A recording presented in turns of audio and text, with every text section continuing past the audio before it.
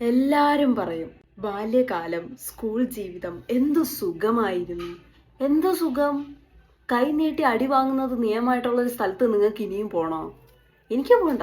വലുതാകുമ്പോൾ നമുക്ക് ചിലപ്പോൾ ആരുടെയെങ്കിലുമൊക്കെ വായിരിക്കണ കേൾക്കേണ്ടി വരുമായിരിക്കും. തിരിച്ച് ചിലപ്പോൾ രണ്ട് പറയേണ്ടി വരുമായിരിക്കും. ഒരു സൈഡിൽ നിന്ന് കരയേണ്ടി വരുമായിരിക്കും. എന്നാലും എണീറ്റ് നിൽക്ക്, കൈനീട്ട്, അടി, ഇരിക്കൂ.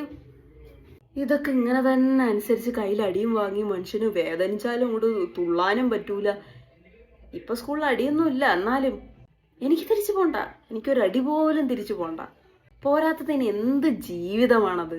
ജീവിതത്തിൽ ആഘോഷങ്ങൾ വരുമ്പോൾ നമുക്ക് മനസ്സറിഞ്ഞ് ആഘോഷിക്കാൻ പറ്റണം. ഇത് ആഘോഷത്തിന്റെ പേര് വെച്ച് പരീക്ഷ നടത്തും. ഓണം പരീക്ഷ, ക്രിസ്മസ് പരീക്ഷ, പിന്നെ ആകെ ഇച്ചിരി നീതി കാണിച്ചിട്ടുള്ളത് പൂജവെപ്പിന്റെ അവധിയാണ്. അപ്പൊ നിങ്ങളേക്ക് ഓണപ്പരീക്ഷ ക്രിസ്മസ് പരീക്ഷ മാത്രമല്ലേ ഉള്ളൂ ഇത്? അത് കഴിഞ്ഞിട്ട് ലാസ്റ്റ് പരീക്ഷയ്ക്ക് ഇങ്ങനെയല്ലല്ലോ, അങ്ങ് അടയ്ക്കല്ലേ, പിന്നെ ആഘോഷിക്കാമല്ലോ എന്ന്. എന്താഘോഷം? ലോകത്തുള്ള ഉത്സവങ്ങളെല്ലാം നടക്കുന്ന മാർച്ച് മാസത്തിൽ. ആ മാർച്ച് മാസം പരീക്ഷയായിരിക്കും. ഒരു സ്ഥലത്ത് ഉത്സവത്തിന് പോകാൻ പറ്റത്തില്ല. വീട്ടിൽ വരുന്നവരെ മുഖത്ത് നേരെ ഒന്നും നോക്കാൻ പറ്റത്തില്ല. ഞാൻ ഇപ്പോൾ പരീക്ഷയാണ് എന്നും പറഞ്ഞ് നമ്മൾ ബാഗ് എടുത്തോണ്ട് പരീക്ഷ എഴുതാൻ പോകണം.